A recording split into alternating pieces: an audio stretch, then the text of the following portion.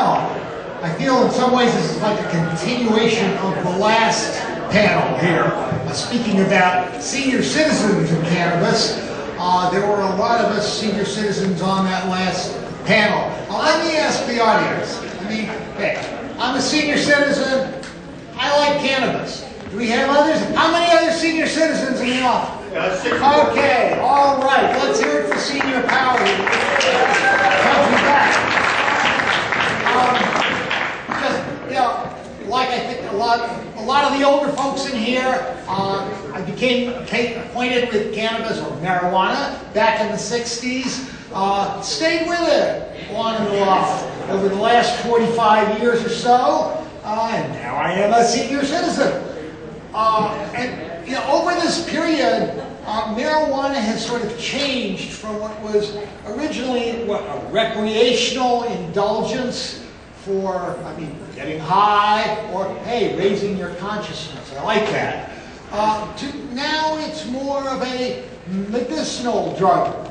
Prop 215 had a lot to do with that. I was very struck how after the medical marijuana movement started here in 1996, all of a sudden a lot of my friends started becoming medicinal users. This makes sense actually, because it turns out pot's good for a lot of the ailments that beset us in our older years. Arthritis, dementia, backaches, dementia. There's one. I have cancer and many other diseases. I gotta say, I'm grateful at my age. I really am not terribly ill, although I do think that the cannabis helps me with my blood pressure from time to time. One thing I've really been gratified about, though, and we've seen it in the preceding panel and we see it now, is the increasing involvement of other of us 60s senior citizens getting involved in the cannabis movement. We had a rally down, a protest, I think, down in San Diego a couple weeks ago, where the seniors were out on the front lines.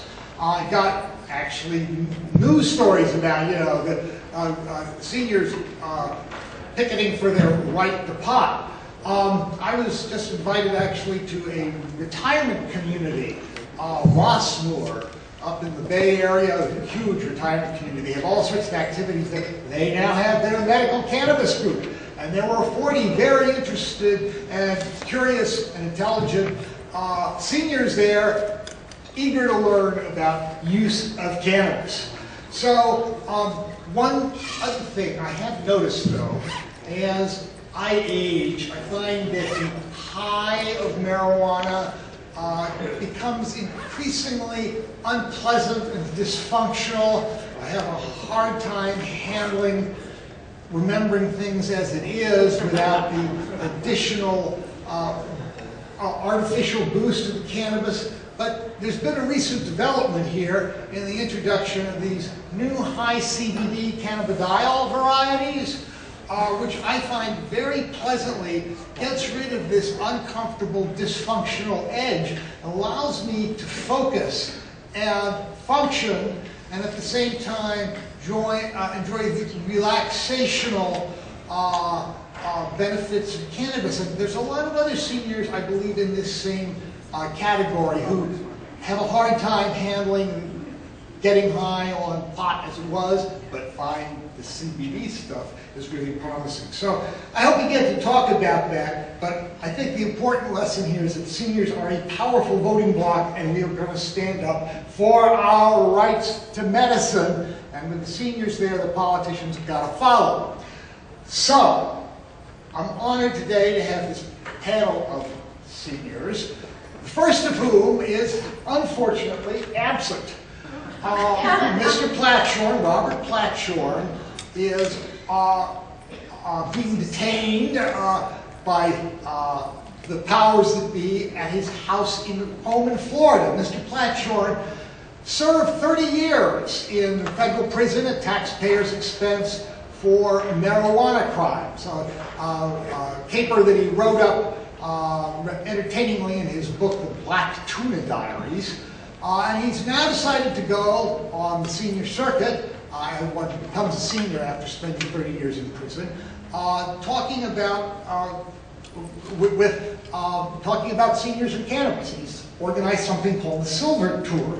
Unfortunately, he's run into some problems with U.S. prison authorities who think it inappropriate for him to leave his home state of Florida and talk about the evils of the system that has cost us taxpayers and himself 30 years of upkeep in the prison system. So we are going to bring him in remotely, but before we Skype him in, he has this preview that is now available on YouTube of a video that he has produced, Should Grandma Smoke Pot? So here we go with Robert Platshorn's video, and then we will hopefully Skype him in. What did he get busted for, Ted? Pot smuggling, big time. All right. In tuna fishing boats. That's why it's Black Tuna Diaries. Yep, go ahead, let's go. Grandma smoke pot? There's sort of a sea change going on in this nation, and it has to do with marijuana. Cannabis or marijuana work better than drugs and narcotics I was getting. Cannabis has been a medicine now for about 3,000 years. In the United States, it only hasn't been a medicine for the past 70 years.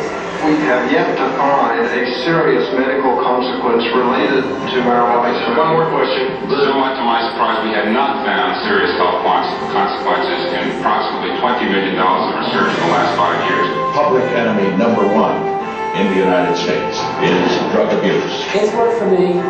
It saved my life. Irv Rosenthal's gotten medical marijuana from the federal government. I get it shipped to me once every 25 days. The whole time I was in prison. In the United States, it's illegal for a person to use it.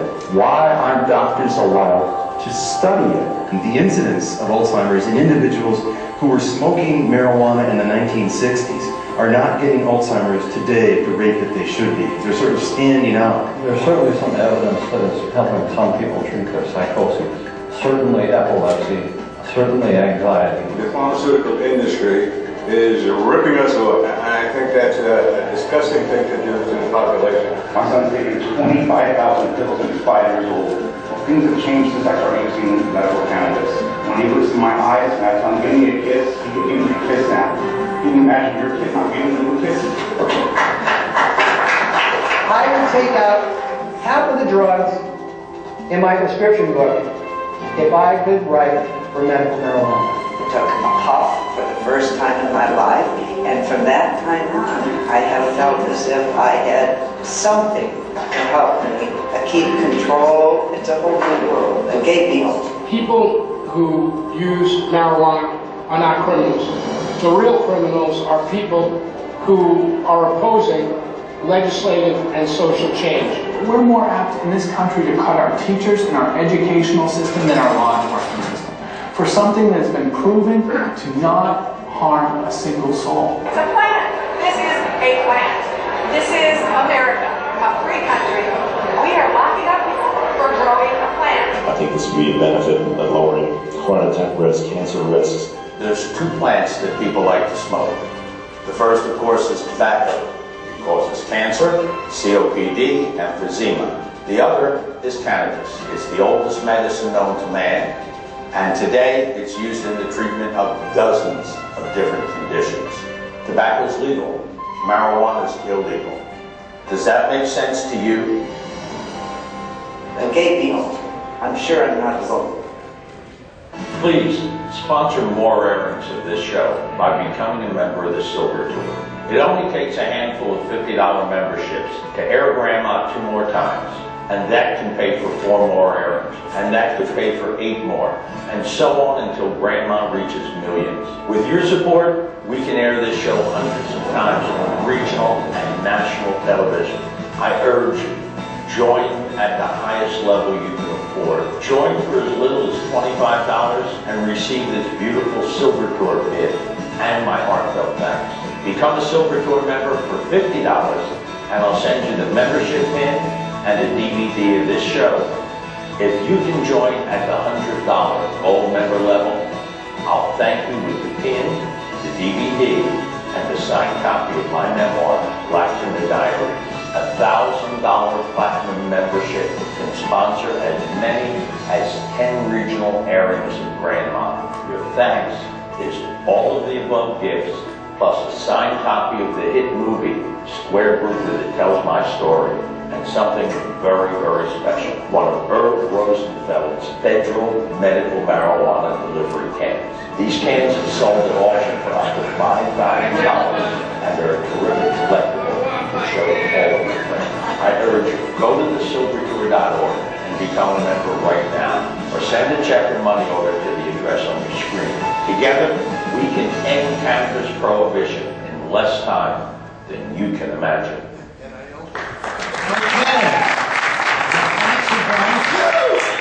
What a pitch, Sean. Robert, now, are you online? Hello, Robert? He's ringing. Ah, we're ringing.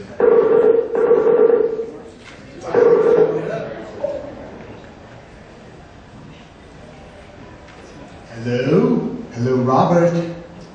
Yes. Ah, There should be a war. contact. Okay, you got 5 minutes. Do your pitch. I gotta have 5 minutes, give him a pitch. What happened to my 10 minutes? I'm not Barack Obama. You just had 4 minutes on your video. Okay, you didn't give me that warning. Go ahead. Go ahead. Did everybody enjoy the show? Yeah. Unfortunately, I can't see you. Yes. Have any of you actually seen the whole 30-minute video? Yeah. They're on TV or on YouTube. All right. You think it's different from what's come before? Yeah. I mean, it's not like Weed Waters or Cannabis Planet TV or The Union or all the things that have been tried before. Grandma Smoke Pot is a pitch. It has only one purpose: to educate people who are not already on our side and get them to our side. I realized when I got out of prison, the first thing I did after my book came out was come to NORML conference in San Francisco. And I give lectures and seminars, and I learned quite a bit. But I noticed everybody there was already on our side. For the next year, when I traveled around doing book signings, I kind of saw the same faces at the same type of events and the same type of seminars. And then I was at HempFest. I was up on the big stage with about 2,000 people in front of me. And I was telling prison stories and smuggling stories and stories about when I was a bullfighter in Spain. And people were sending me up love and laughing and clapping in all the right places. And I just stopped dead. And I realized, and I said it out loud, I'm wasting my time.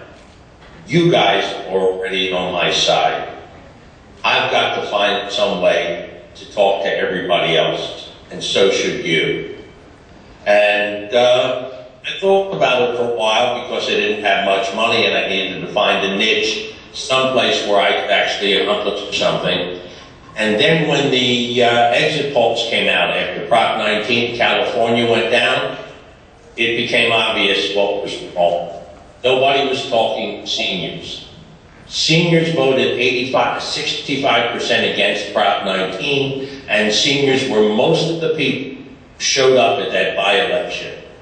Now, you could blame it on the growers or the women vote, but if you look at the numbers, it was one thing.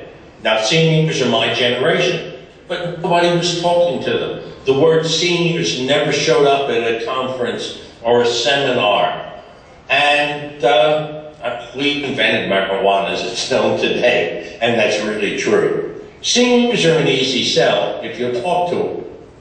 At Prop 19, the only people talking was the beer lobby, and they said, "You don't want those stoners on the road?" That was enough to scare them. So I decided to revert to what I had done successfully for many, many years. I was a pitchman. One of those guys on TV that sell Ginzu knives and vitamin mix blenders and oatmeal dilematics. And if you read my book, you know that I did that for many years. And Billy Mays, the famous pitchman who died, said Bob Platshorn was a legend in the pitch business. It's something I know how to do. So I decided to put together the Silver Tour. And at the time, I was doing a fair bit of writing for High Times. And they said, why don't you go to Laguna Woods? They're going to put on a seminar for seniors. And you can write the stories for us. I said, great, that would be great. And they really wanted to attract seniors and bring them over to our side. So I went to Laguna Woods, and the first thing I saw was the same old faces. The same people I see at the Cannabis Cups and the Hemp Fest and the Hemp Stalks. And then I saw one of the greatest all-day conferences I've ever seen. They had Dr. Abrams, Dr. Courtney. Courtney did 2 hours. His girlfriend did 2 hours. They had all of the great people in California who started the activist movement there and helped get legalization for medical, and they all told their stories. 2 things were obvious. One, the conference did not attract people from outside, the people it wanted to reach. And had it done so, it wouldn't have understood 90% of what went on, because it wasn't marijuana 101. And when you're talking to strangers, talking to the uninitiated, marijuana 101 is what you eat. And so when I put together the Silver Door, I brought it down to that level. What we do is not a lecture, it's not a seminar, there are no panels. It's a real show. And it's fast moving, just like a TV show.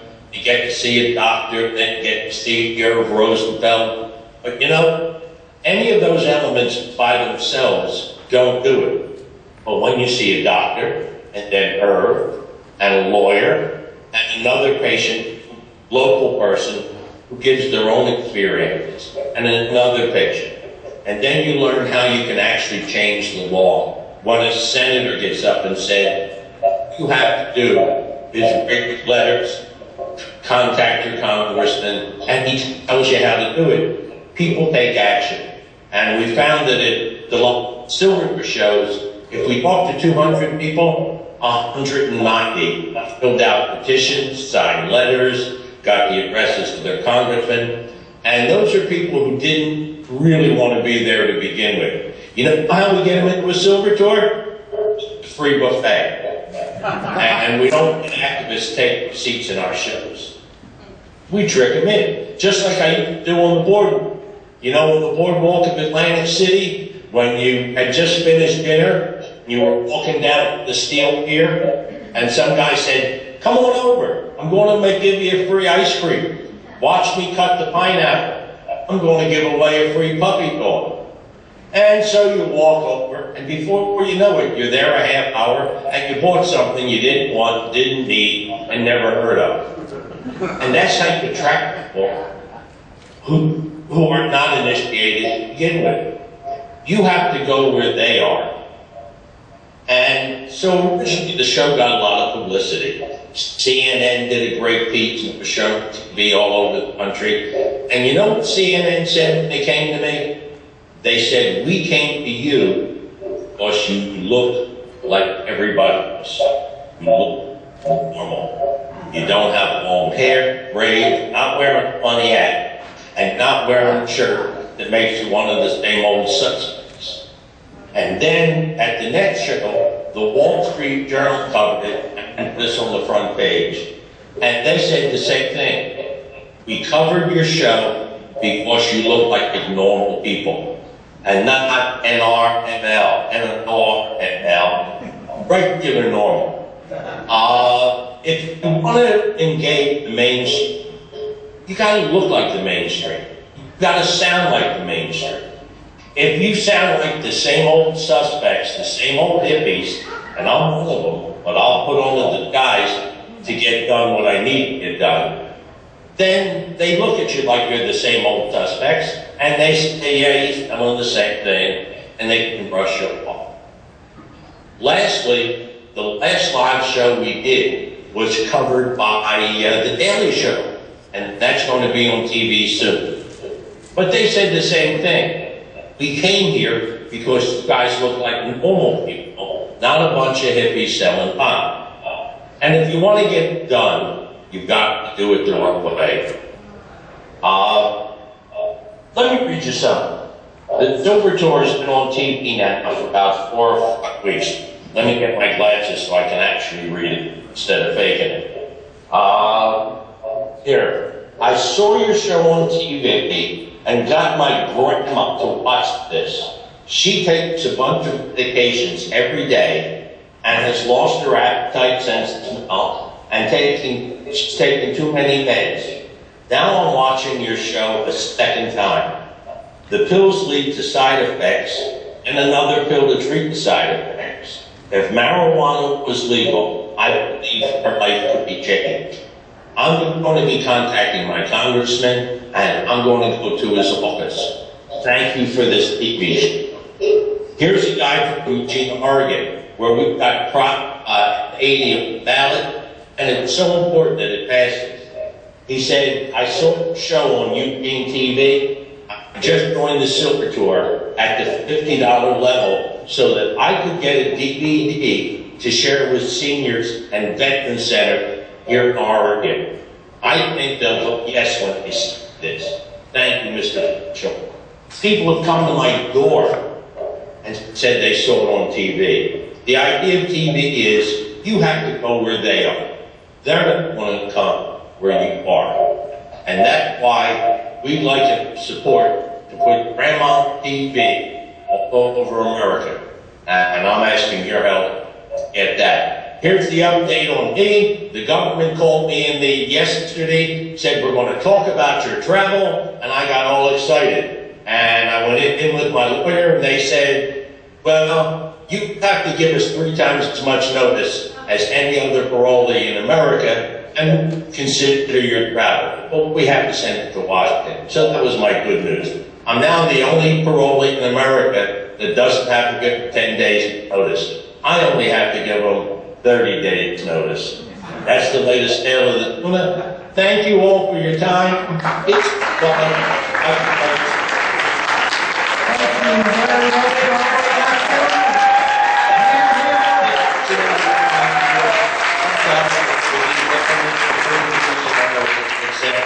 They want me out there trying to legalize cannabis, and they've actually said as much. Thank you all. Bye-bye. Thank you. Okay. Now we will turn to those of us who can be present today. And as our next speaker, I would like to invite... Microphone. Our next speaker is Val Corral, who many of us here know, of the Women's Alliance for Medical Marijuana in Santa Cruz, which is probably now the oldest medical cannabis collective on the face of the earth. It's been busted a couple times, but also is, I think, one of the only people who has actually grown marijuana legally under federal law for a brief period of months under protection of the Ninth Circuit Court of Appeals that was later overturned. Valerie has extensive experience working with seniors, and please share it with us. Thank you.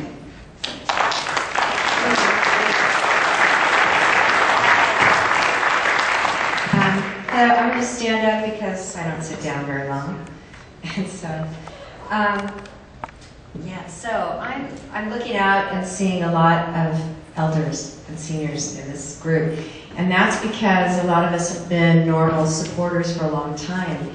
And when we were first arrested 20 years ago, I wasn't a senior, but if you do something long enough, you become one. And so it's great. I mean, actually, I didn't realize I was a senior until I got invited to the senior panel at NORML last year. Honestly, I didn't realize it because I couldn't get my discount yet, and I thought, what? I'm a senior? This is weird. And then I realized it's wonderful because old is the new cool. And I didn't know that old was the new cool, but it is the new cool. Because the great thing about it is that you get to live longer, and you know the option is dying, which everybody's going to do anyway. But I figure I have some clout with this. So yeah, we've been doing WAMM has been around. This is our 20th year, and I feel so fortunate, so lucky, because not many people can get arrested by the DEA and then continue to do their work, which is growing marijuana and giving it away, and working with people who are dying. We started WAMM doing just that, working with the most critically ill people, because everybody wanted free pot, and we can only work with so many people. Take care of and be taken care of by so many people at a time. And it just worked that eventually so many of our members were facing death.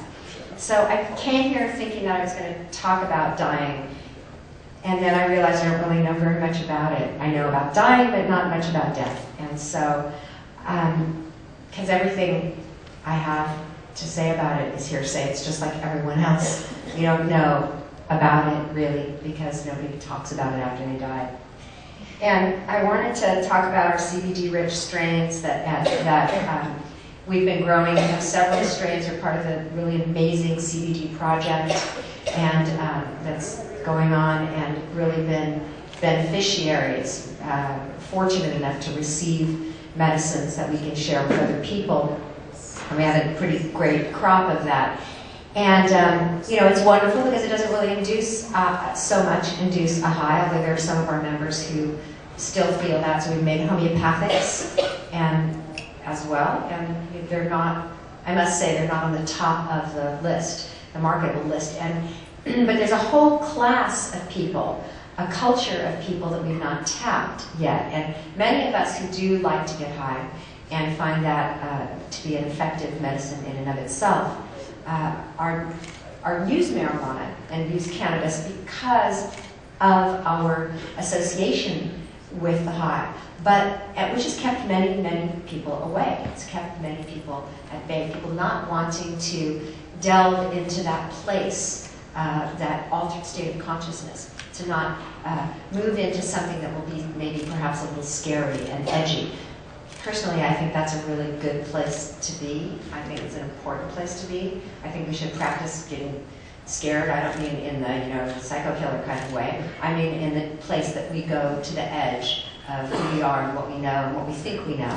And I think it's a good thing to do. And why I think that's so is because we have to face the unknown journey, the one that nobody talks about because we don't know. We have to face death, and it's good to push the boundaries, in my opinion. It's important, right? It's important because we're all going to get a taste, and hopefully we'll be prepared. Who knows if we are? I have no idea. It looks like you get a good chance right there on the deathbed. I've been at more than 150 bedsides of friends who face death, and it's a remarkable journey. And maybe there's a timeless moment, that Laura talks about, that timeless moment where you have just enough time to figure out whatever it is you need to figure out. And I'm not sure again what that is. And I think we want to talk about. I want to mention the oils that we have. We have the extracts, non-petroleum-based extracts. Some people think you need to use petroleum-based. Some people don't. We just don't. We grow organic medicines. We use, in all of our preparations, we use organic coconut oils to produce many of our medicines. We try to stick with natural base medicines to create more medicine. We were doing raw juicing. All of these things we're finding benefit from. And again, it's allowing access to this class of people who are yet, again, not completely untapped, but it's a doorway. It's not only do we reach seniors? Do we reach the unknown? There's a kind, you know, we've been around for a long time. It's natural for people to hear about marijuana, how it works, how it changes people's lives, and to open up to that, especially if they're not threatened by that scary high. So we've talked about, you know, we worked at WAMM with thousands of patients in the last 20 years. We hope that not only have we helped people to live better, but to die better. And watching people as they face death is, it's really, for me, it's the most important part of what I do. It could be marijuana, it could be carrot juice, it doesn't really matter what it is. And at a point, there is a place. What really matters is that what we're doing is assisting others in the path that we'll all take. And we're assisting people as they're becoming masters of their own lives. Really the greatest work that you'll ever do. And therein lies, you know, the secret, because my greatest fans and greatest critics are all dead, so they can't really say much about what I've done, whether it's good or bad, and who knows. But you know, it's really a privilege to be here, to sit here with all of you, to be welcomed by NORML, to observe what NORML has done for 4 decades, more than 4 decades, to be part of something that's bigger than me, and to recognize how this reform has come about through the leaders and the elders and through the sagers, the healers of imperfect justice. Because we gather in the sense of unity and in an effort of all people that are here today, people that are in prisons, people that are in graveyards, patients, caregivers, the activists, the organizers, the new entrepreneur kind of mentality and consciousness. So many unsung heroes, so many people who have walked before us, people that have come out of prison and have courage to speak again. You know, to people whose Bud is named after, like Dr. Grinspoon, Lester Grinspoon, who brought the world a historic vision, a new vision of marijuana and its usefulness. And Jack Herer, the kind of the wild character who cannabis reform had been built around. Yeah, Jack is and I want to say that his last days, you know, the struggle that he'd gone through, his last days were a struggle too, where he became a kind of, there was this shameful misuse of power around his death. And it made even his own wife have to struggle to be there, to care for him, and to go to a courtroom to bring him home, where eventually he was free to come home. But the irony of that should not be lost on the movement that we're in. That people have sacrificed some things, and some people have sacrificed everything, even their lives. But like every revolution, like the labor movement, and the civil rights movement, and the anti-war movement, and the feminist movement, and the queer movement, it all comes at great cost. And it's been a lifetime of work, a lifetime of battle. People suffer, and they suffer without the knowledge of what's being contributed on their behalf. Because they do the contribution. They pay with the final link of their lives. And you know, we're trying to free a plant, and it brings to mind that sometimes we haven't even freed ourselves from the kind of infighting and the sort of silly nonsense that goes in, and the opinions, because there's 7 billion people, and we've all got 1 or 2 or 3, and there's no, you know, there are so many alternatives, whether it's indoor, whether it's outdoor, whether who should run it, who's got the best dispensary, what's the best medicines, and everybody's making those decisions. Really, we make those decisions for ourselves through what's available and made available to us. And we like sometimes, you know, I was saying last year, we're like a bunch of cats, and we're spraying and howling and yelling and wondering how to get the edge on everybody else, and it's not really about that. It takes a village to raise a child, and it takes our planet to make it safe for one another, for us to live together in harmony, and it's our job to do that. It's our work to do that. You know, we're all part of nature. We don't live separately from her, but we live as as part of that of nature. We're separate in ways that affect nature, the nature of how we do things, you know, with petrochemicals and electromagnetism, and using products to make products, and how we sell what we have to sell. The kind of, we have to make money, we have to pay our bills, and but we really have to serve each other. You know, we're all breathing and eating and shitting, and we're using up stuff, and we're throwing it away, and you know, tonight, when we sit down to dinner, there will be 250,000 more people on the planet ready to eat dinner and use more stuff, because every day, that's how many people are born. And so we have to think about what it is that we give, and how we can give it, and how we can share it with one another. Because what we're taking is far more than what we're giving. Maybe not all of us, and maybe not all the time, surely. But, you know, I too, I'm saying we because I know that I'm part of it. I flew on a jet to get here. So that's, you know, only 60 people were on it. So it's a shameful waste of jet fuel.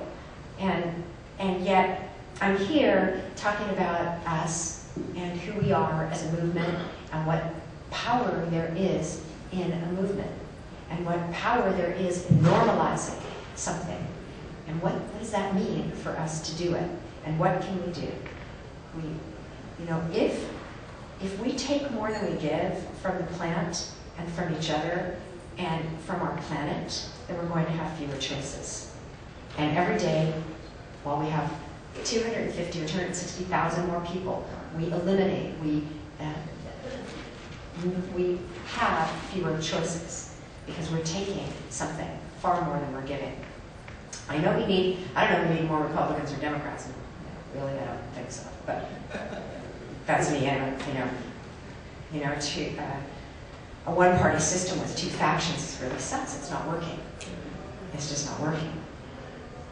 But it's our responsibility to do something different.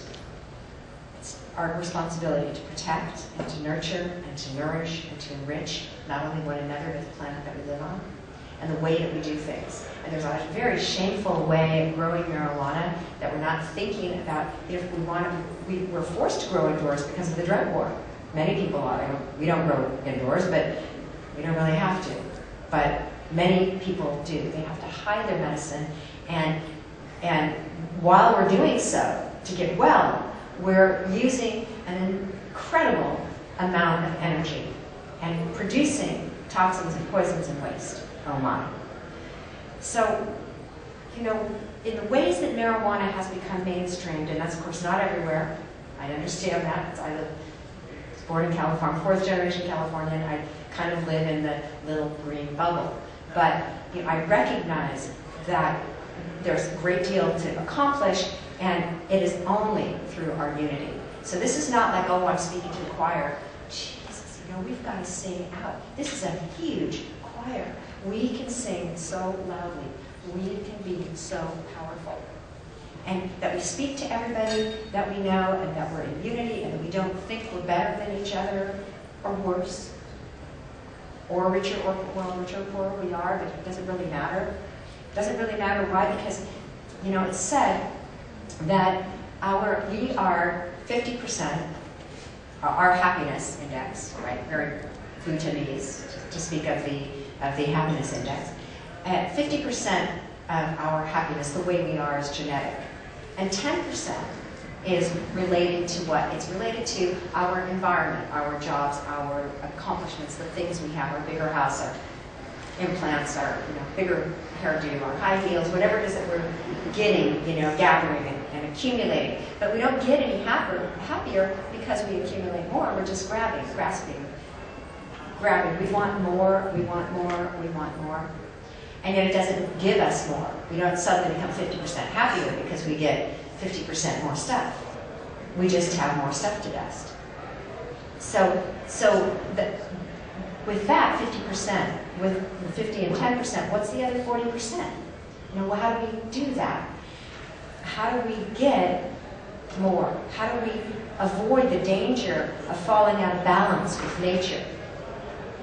with the nature of the plant, with the nature of the tribe that we live in with each other? How do we get more, hold more, but how do we not fall out of balance in the nature of me, of you, of us, of who we are as human beings? So one of the biggest obstacles as leaders of a movement or a corporation or a thriving business, or even as sitting at someone's bedside, those are the things that we don't notice. That's the obstacle. The questions that we don't know to ask, the ones we haven't even thought of yet, right? The things we haven't noticed yet. So I guess that it's in raising the question whether or not I see you. Do I see who I'm talking to? Am I listening to the information that I'm being given? When someone's telling me about someone who has breast cancer, just found out, and is shaking inside, and is fearful, is so scared and moved and deeply touched by that assault of information. Am I hearing? Can I feel what it feels like to be told that my life is different from now on, from this moment, forever? How do I listen? And how do I listen to the utterance of someone who's dying? Really barely the words that someone can speak. How am I listening? Do I even know if I have the right answer?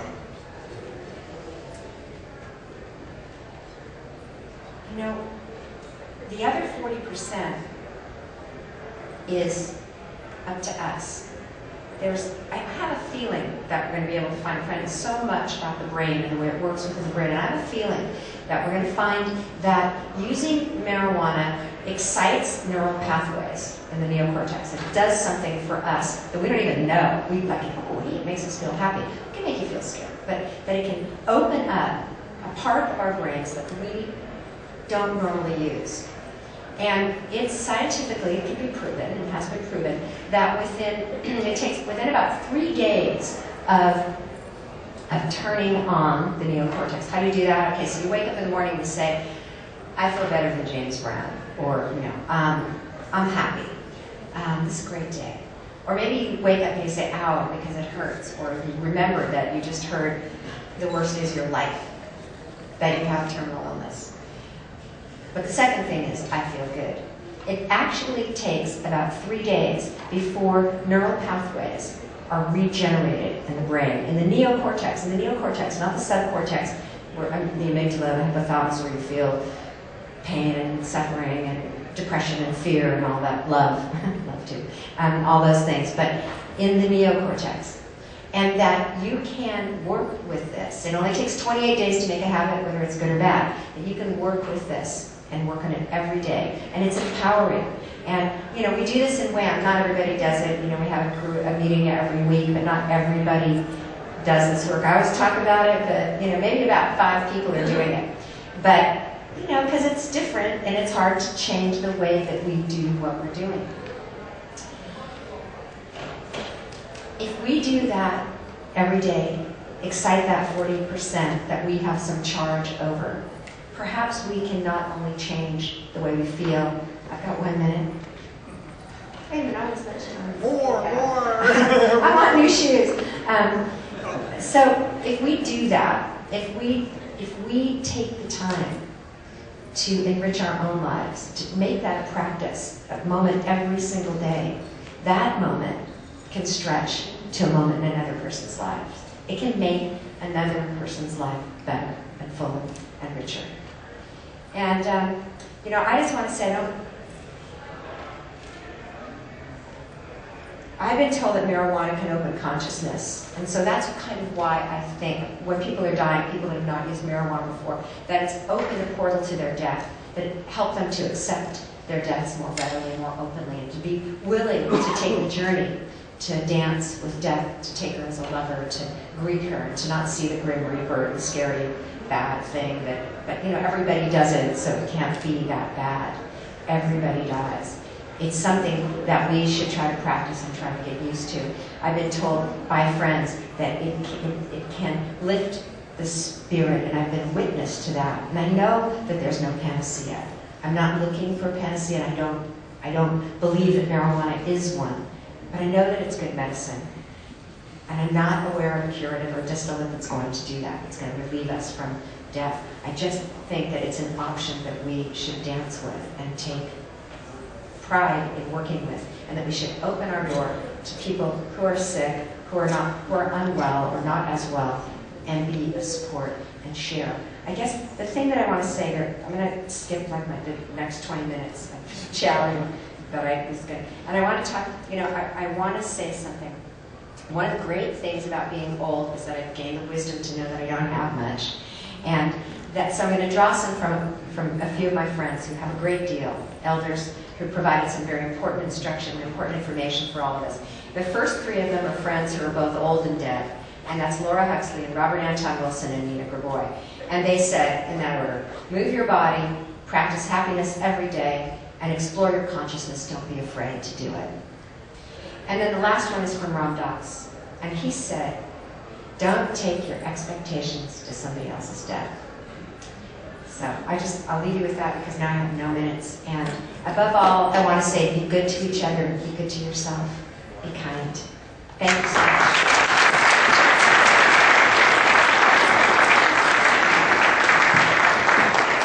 Thank you for the words of senior wisdom, Valerie.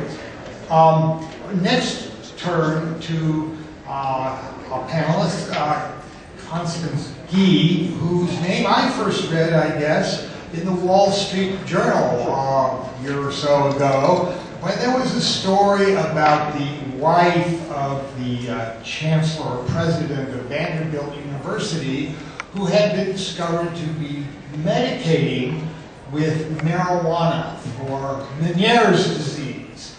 Meniere's disease was one of the many diseases I discovered, actually, in learning about medical cannabis. I say, aha, I know. It's a rare disease of the inner ear, causes vertigo and nausea and other severe problems. And, a lot of people find pot is useful for Meniere's disease. Sounded really legitimate to me. Here's a respected member of the faculty, wife of a university president. Surely this is an example of responsible cannabis use. Unfortunately, the university didn't treat her very well, or the community, I should say, did not treat her so well. She has written up her story in a book here that I think is available, Higher Education, Marijuana at the Mansion. So Constance, please tell us your tale.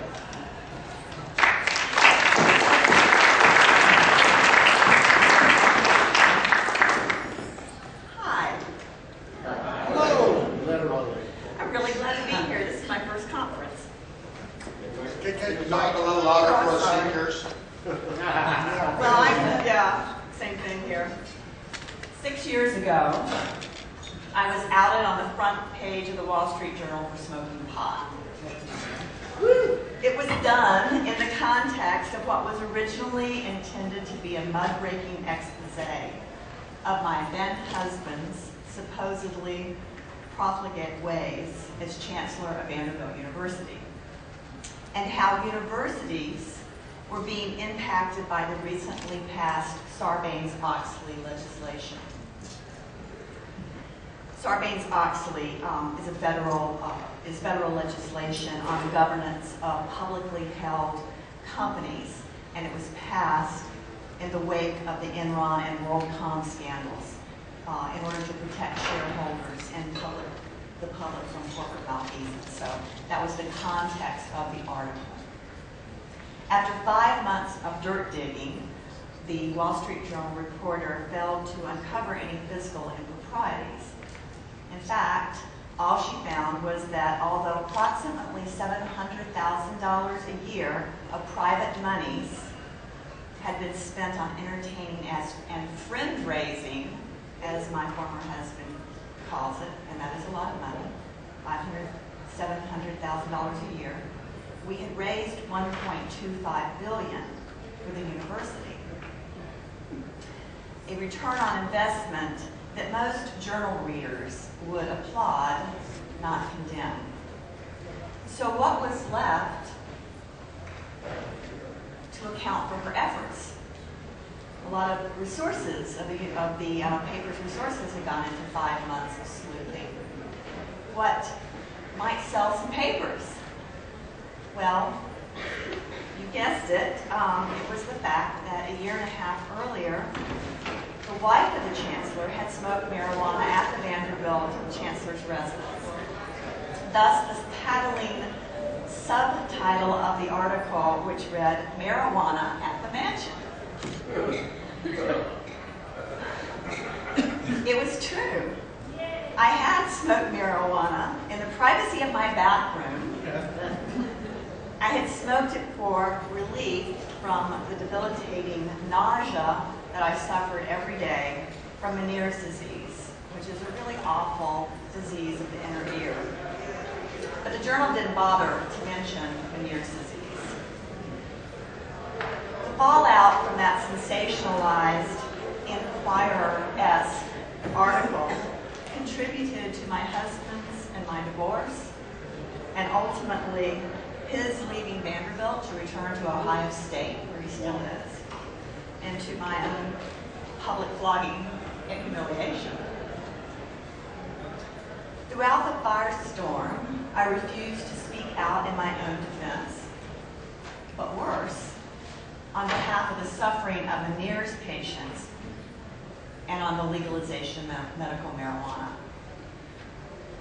Vanderbilt's lawyers ordered me to have no comment when approached by the media, and I did as I was told, hoping that my silence would appease the university administration and save my marriage. And it did neither.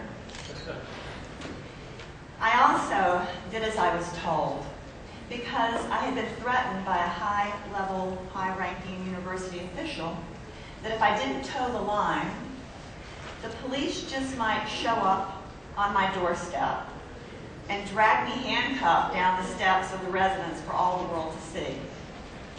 A lovely scene that would surely find its way to the front page of the local newspapers the next morning. I was afraid, and so I said nothing. I did nothing. Something I have regretted ever since. Mitch Earlywine spoke earlier today about the science of persuasion and how that may be our best means by which to achieve the transformation of marijuana laws. I just published a book, Higher Education, Marijuana at the Mansion, and I truly hope that it might be considered more than just a memoir. I hope it will be effective persuasionist literature. I'm here at this conference to better learn the science of persuasion from all of you. Or all of y'all. All y'all.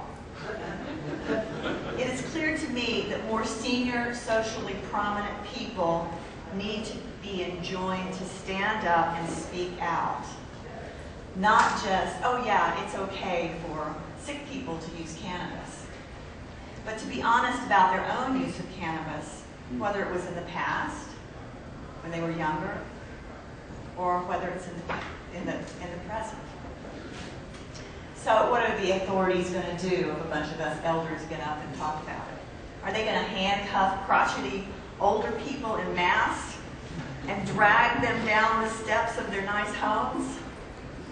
If they did, well, that just might be the end of cannabis prohibition. Thank you.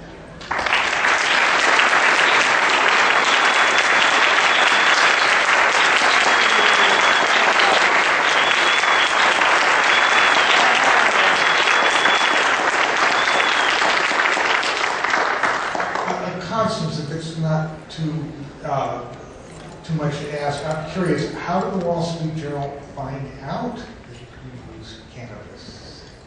A House staff member ratted on me. There you go. Did the university ever make any official statements about this, or just? Oh yes, Yes, there were official statements made. Not favorable. Not favorable. Well, our final panelist here is somebody I think a lot of folks here know, a genuine senior like myself, even more so, who's been around, golly, since I was a type, editing The Realist. How many people remember The Realist?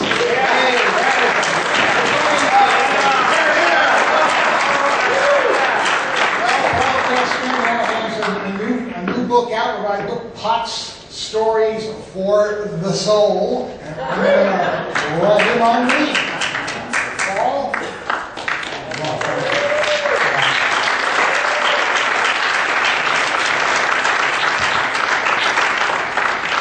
Well, thank you. I owe my longevity to never taking any legal drugs.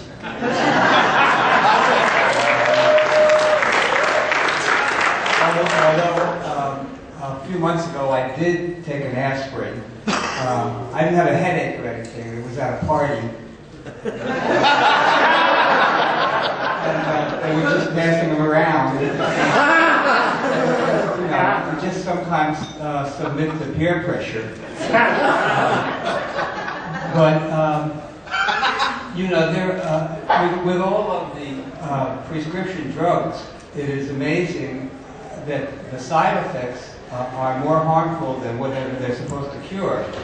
I think the most popular prescription medicine is Lipitor. I forget what the side effects are. I think one of them is anal leakage.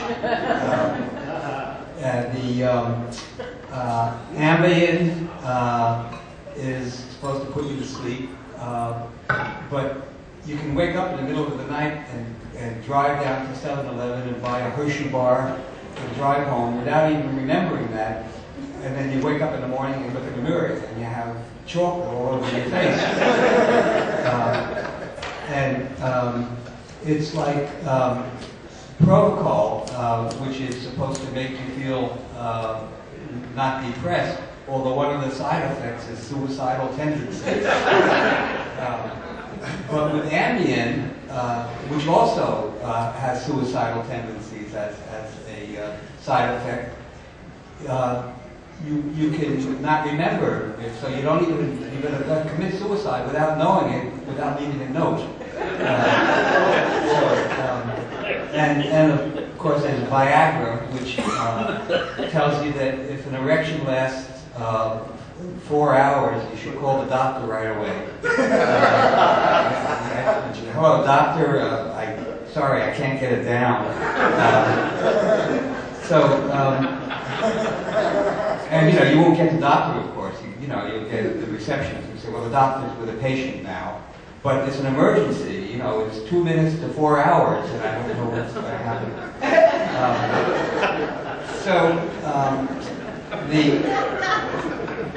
It's important to know that the Partnership for a Drug-Free America was originally founded and funded by the prescription drug, the pharmaceutical industry, and the tobacco industry, and the alcohol industry. We know how many accidents are caused by alcohol, car accidents, and hostility and beatings. We know that prescription drugs, 100,000 people die a year from that. Cigarettes, this is how the priorities are so insane. Cigarettes kill 1,200 people a day, and that's just in this country alone, not including the third world countries. But we're coming to be a third world country, so then it'll count.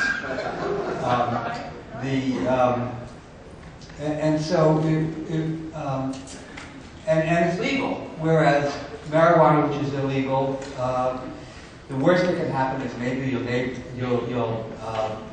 raise your neighbor's refrigerator at midnight for the blind munchies.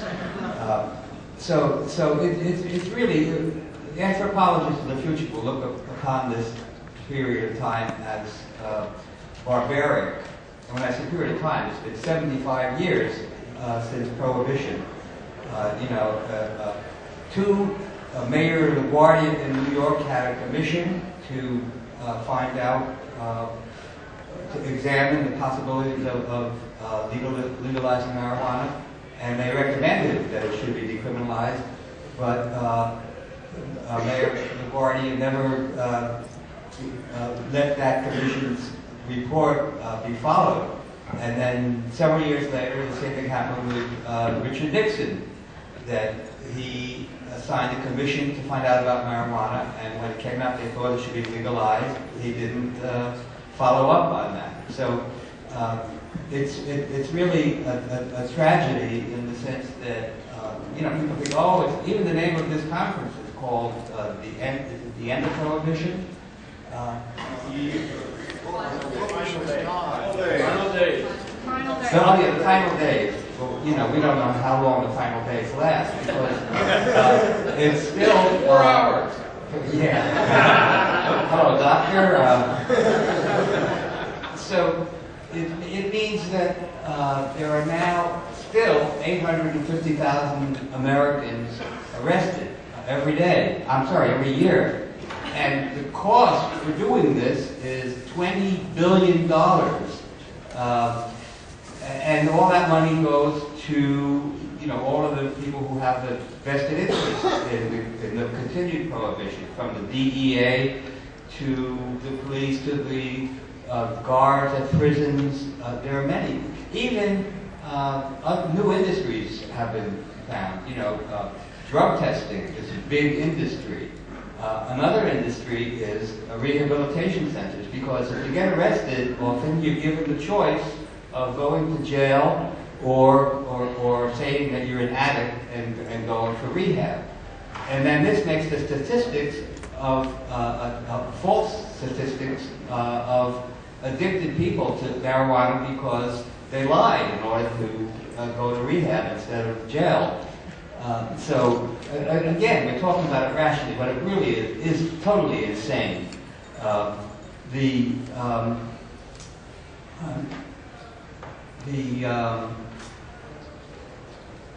made a few notes here because I'm supposed to be losing my memory. My memory is okay, but my vocabulary is escaping me.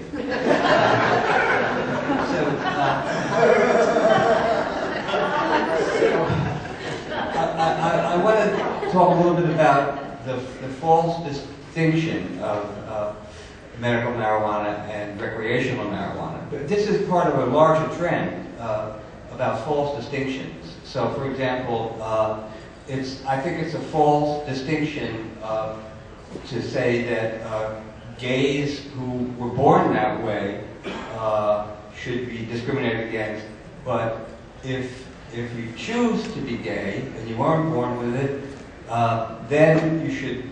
Then it's okay to discriminate against you. And so I think that's a false distinction. In a free society, it wouldn't matter whether you were born with it or chose it. Same thing with legitimate rape as opposed to illegitimate rape. It doesn't make any difference to the victim of a rapist whether it's legitimate or not, in the words of Aiken. And I think that's the dumbest thing I've ever heard from a politician.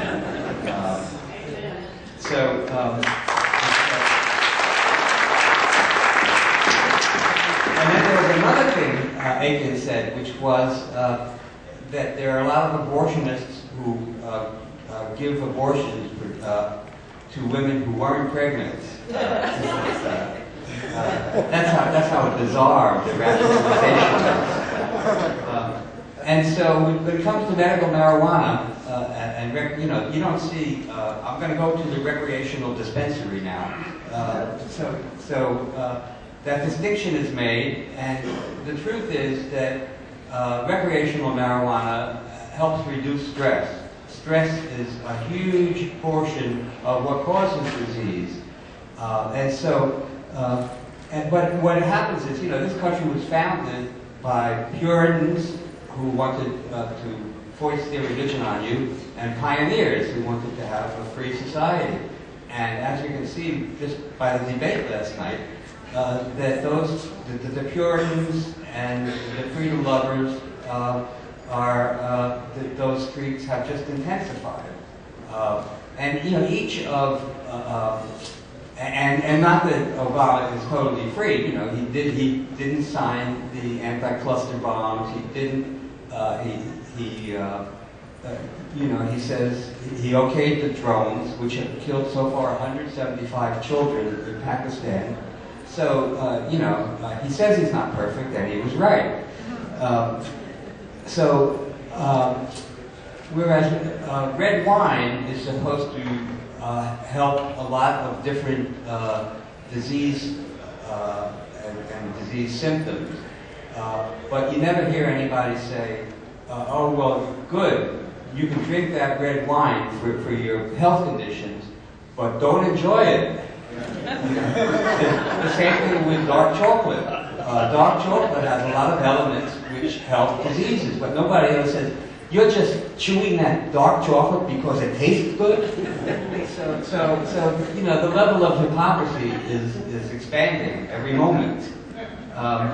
And also, you know, then they're worried. Now, in my own personal case, I tried LSD.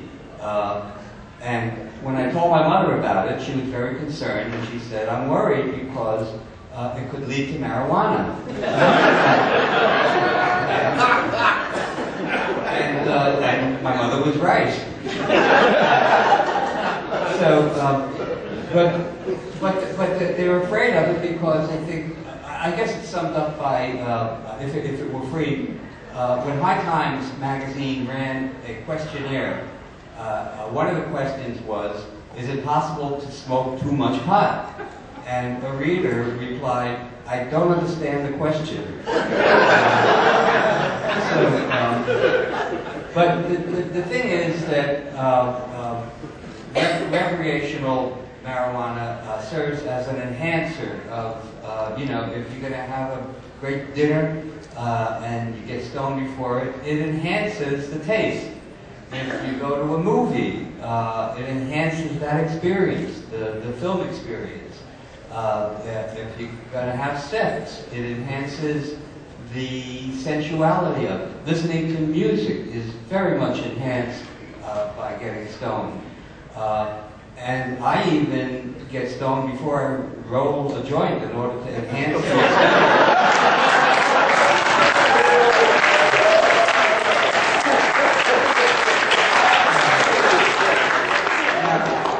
The thing is that in the marijuana medicine industry now, there are different strains for different types of diseases, and they all have different names.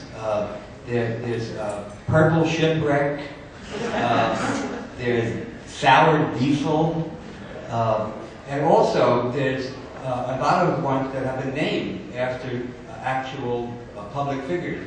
There was a strain I had at the Cannabis Cup in Amsterdam called Dr. Kevorkian, also known as killer weed. Recently, they have a strain called Michael Phelps. Even though he denies using it anymore, his name continues to be using it. And the latest one, there is OG Charlie Sheen, which I guess makes you angry and a little bit nuts.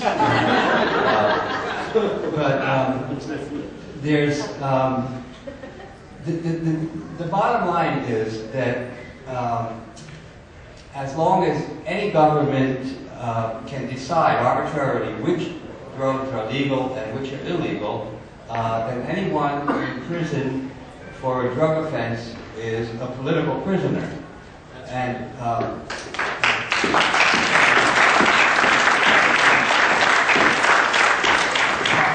Harvey Wasserman, who is a author and activist, really crystallized it when he said that the prohibition of marijuana is the cornerstone of a police state, and so we needn't feel embarrassed that we're trying to get it legalized because well, for example, Barack Obama.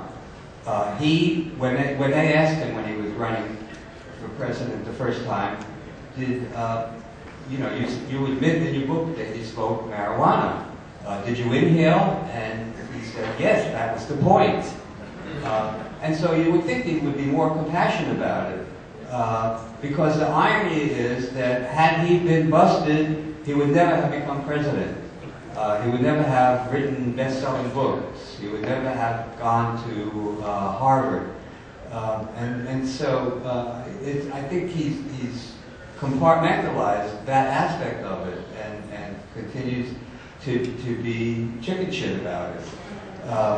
And I have a fantasy that maybe he's going to have an October surprise, and he could do it.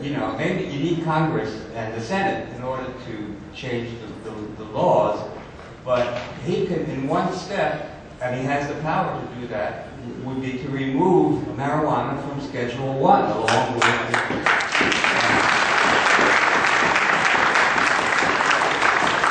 And my fantasy is that that's what he'll do. That will be the October surprise. And in honor of that fantasy of mine, we would have another strain of medical marijuana called October surprise. Anyway, I appreciate you all being here because this is part of it. I think that, and the statistics show that the majority of American people think that marijuana should be legalized. And, Obama, the poor showing last night in the debate, I don't think it stopped one woman from wanting to vote for him. I don't think it stopped one Latino from voting for him. I don't think it stopped one union member from voting for him. And if he were to make that announcement this month, he would also gain the stoner vote and put him over the hump. So this is just wishful thinking, but you have to start somewhere. Thank you.